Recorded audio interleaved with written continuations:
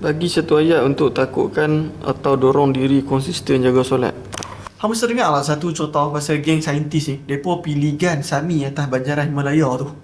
Pergi tangkap geng Sami ni. Pergi cucuk wayar dalam otak mereka. Dan mereka scan. Aim mereka simple je. Aim mereka adalah nak pergi tengok geng-geng yang Sami duduk atas gunung ni, yang duduk meditate ni, apa yang ada dalam kepala mereka. So benda yang mereka jumpa sangatlah gempak. Yang aku boleh ingat sampai sekarang, salah satunya, satu, Tok Sami tu, dia boleh bagi diri dia mati. Yang kedua adalah, dia boleh bagi panaskan badan dia macam mana yang dia nak. Apa yang dia jumpa, kesemua tu mai daripada manfaat mereka meditate. Dan hasil aku baca, aku rasa buku tu 400 ke 500 muka surat. Sebulan aku ambil masa baca. Sampai dekat hujung tu, baru yang aku tersedar. Meditasi ni, dia ada banyak jenis, ada banyak cara tau. Ada yang cara hang jenis humming, ada cara yang hang ikat dalam kepala, ada yang cara apa badan hang. Habis aku baca tu, aku tengok balik dan aku congok balik.